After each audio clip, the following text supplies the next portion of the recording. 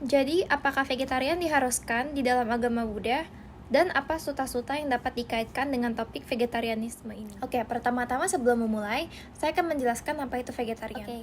Jadi berdasarkan himpunan vegetarian, diet vegetarian biasanya merupakan diet yang menghindari makanan yang berasal dari hewan, seperti contohnya daging sapi, unggas, ikan, dan kerang.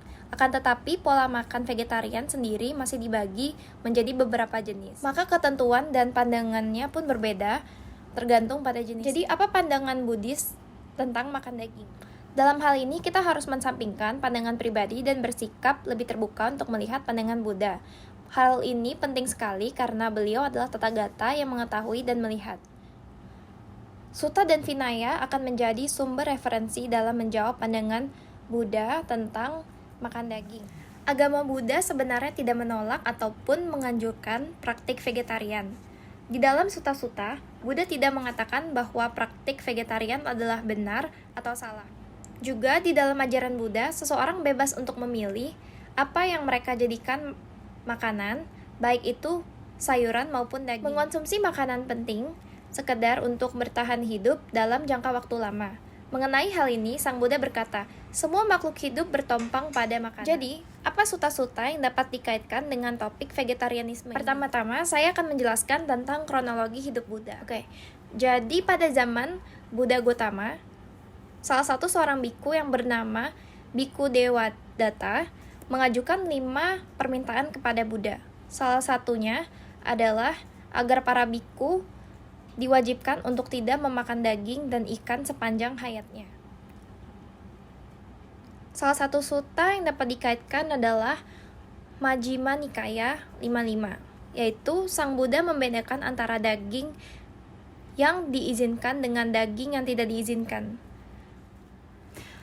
Terkait hal ini, Mahavagga dijelaskan ada pengecualian dari 10 jenis daging yang dilarang untuk para biku, yaitu manusia, gajah, kuda, anjing, hyena, ular, beruang, singa, harimau, dan macan tutul.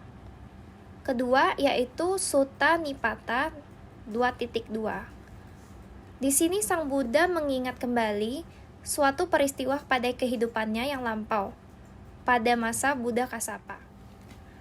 Pada suatu ketika, saat seorang petapa dari sekte luar bertemu dengan Sang Buddha dan mencacinya karena makan daging, yang dikatakannya sebagai noda dibandingkan dengan konsumsi makanan vegetarian. Maka Buddha Kassapa menjelaskan bahwa perbuatan jahat adalah noda, bukan makan daging. Kesimpulannya adalah, Buddha mengizinkan untuk umatnya memakan daging karena tidak ada karma langsung dari pembunuhan. Dan vegetarian tidak sesuai dengan cara pola hidup biku Buddhis. Argumentasi permintaan dan penyediaan bisa menjadi faktor untuk alasan kenapa untuk tidak memakan daging.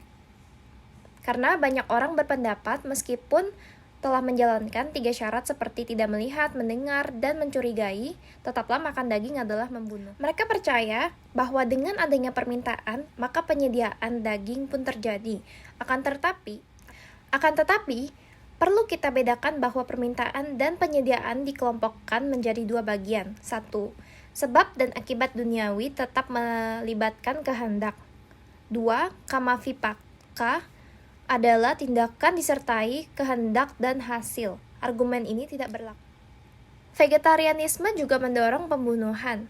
Kita mendorong pembunuhan walaupun sekaligus kita berpola makan vegetarian. 1. Karena setiap hari monyet, tupai, rubah, kumbang, dan hama perusak lainnya dibunuh karena mereka makan dari pohon buah yang ditanam petani. Petani sayuran juga membunuh ulat bulu, keong, cacing, belang, semut, dan serangga lainnya. Selain itu, argumen binatang tetaplah dibunuh walaupun semua manusia menjadi vegetarian. Seperti walaupun semua manusia menjadi vegetarian, binatang masih saja dibunuh karena binatang berkembang biak sangat cepat daripada manusia. Karena binatang berkembang biak sangat cepat daripada manusia sehingga mereka dapat mudah menjadi ancaman bagi kelangsungan hidup manusia, seperti gajah dibunuh di Afrika. Negara lain anjing dibunuh karena takut membawa rabies. Jadi bedanya ci cai dan ci su adalah dan ci su adalah kebanyakan orang beranggapan bahwa umat Buddha wajib bervegetarian. Dalam tradisi Theravada, melihat vegetarian adalah pola hidup yang tidak bermanfaat dalam segi kemauan batin. Apabila dibandingkan dengan menjalankan atasila atau cecai, tidak makan setengah hari. Jadi sekian dari saya, Teresia, NPM 20202. Terima kasih.